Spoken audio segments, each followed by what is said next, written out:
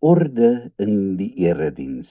Ons lees 1 Korintiërs 14 vers 26 tot 40.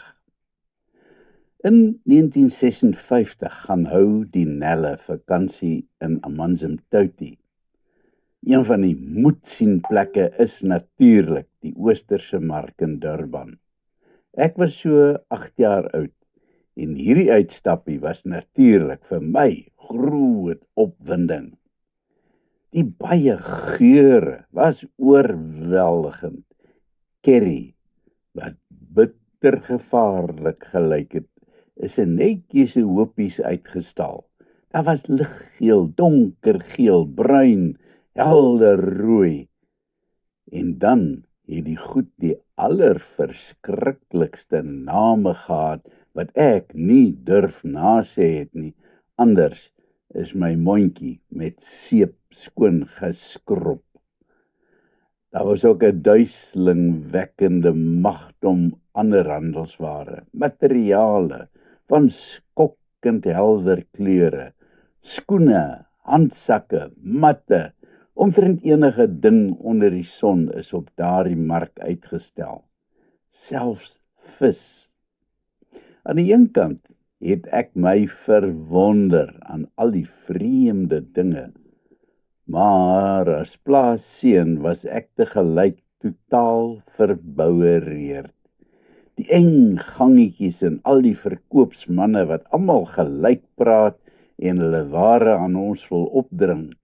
As jy eers 'n klein bietjie belangstelling toon aan 'n produk, dan probeer hierdie man jou inpraat met 'n gladde tong en oop oorredingsvermoë, sodat jy later voel dat jy die hasepad wil kies. Dalk was dit juis die totale wanorde van die mark wat soveel mense daarheen gelok het. As ons terugdink aan gister se dagstukkie, dan kon jy dalk die wanorde wat geheers het in die gemeente in Korinte vergelyk met daardie ou Oosterse mark van die 50er jare. Soos wat die verskillende handelsware op die mark luidrugtig tentoongestel is, was die gawes van die gemeentelede in die erediens tentoongestel. Dit laat jou sidder. In die tweede deel van 1 Korintiërs 14 pleit Paulus dan juis vir orde in die erediens. Paulus begin in vers 27 met glossalali, die spreek van tale. Hy verduidelik dat slegs 2 of 3 hierdie gawe mag gebruik, en nie gelyk nie, maar elkeen op sy beurt. Daar's egter ook 'n voorwaarde. Daar moet iemand wees wat dit kan uitlê. Anders moet hulle stil bly en dit by die huis gaan doen, waar jy persoonlik met God kan praat. Die tweede saakie wat Paulus aanroer is die een van die profete.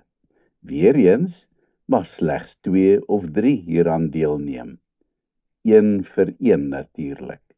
En dan moet dit wat hulle sê beoordeel word deur die ander, om te verseker dat die dinge wat hulle sê waarlik van God afkom en nie maar uit die duim gesuig is nie. Dit klink dalk vir ons baie snaaks, maar ons moet onthou dat die gelowiges in daardie jare nie die wonderlike riglyne gehad het wat ons vandag het nie. Al waarop hulle kon gaan, was Paulus se woord en natuurlik die Ou Testamentiese geskrifte. Die Bybel, soos ons dit vandag ken, het toe nog glad nie bestaan nie. Dis eers baie jare later saamgestel.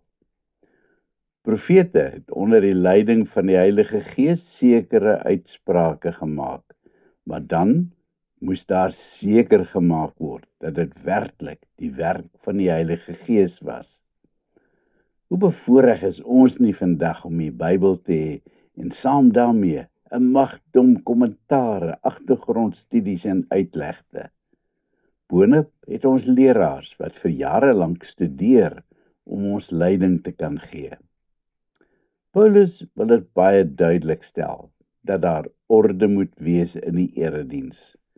Elkeen kan nie maar net maak nes hy wil en net wanneer hy wil nie, maar alles moet ordelik en stigtelik geskied.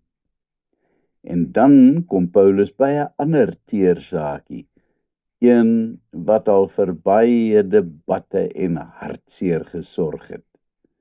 Die plek van die vrou in die erediens. Hulle word nie toegelaat om te praat nie, sê Paulus. Dan blyk dit dat hy dit eintlik teen die vrae het wat die vrouens vra, en dat hulle dit liewer tuis vir hulle mans moet vra. Nou, wat sou Paulus hiermee bedoel? Daar's twee moontlikhede. Die eerste is bloot dat dit in daardie tyd in die spesifieke gemeenskap onbetaamlik vir 'n vrou was om in die openbaar haar mening te lig. Hierdie was die manne se voorreg. Onthou, vrouens het geen status gehad nie. Hy wou nie hê dat die Christenvroue die sosiale orde moes omkeer nie. Onthou jy nog die dagstukkie oor die hoed, né? Vandag is dit baie anders. Dankie tog. Volgens die Bybellineum was die gebruik van heidenvroue om na die tempel van Apollo te gaan en al hulle vra oor dinge soos geboorte, huwelik, hertrou na egskeiding en beroepe vir hulle kinders na die priesters toe te bring. Dit was moontlik dat die Christenvroue nou met dieselfde soort vrae na die profete gekom het in die erediens. Dit is dinge wat nie in 'n erediens hoort nie, maar eerder in privaat gesprekke. Paulus sluit af deur te sê dat glossolalie nie verbied moet word nie, maar dat alles wel ordelik moet geskied.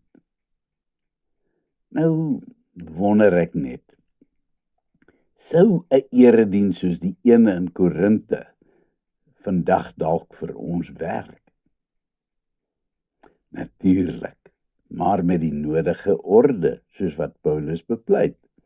Dalk sou dit 'n baie interessante eksperiment wees, dat gemeentelede vir 'n slag al die werk self doen, en dat hulle nie gevoer word deur die leraar nie. Nou wonder ek ook net, watter leraar gaan so braaf wees om dit te probeer? Kom ons bid. Here, soos wat daar orde in die erediens moet wees, so wil ek ook vra dat die orde in my persoonlike geestelike lewe bring. Amen.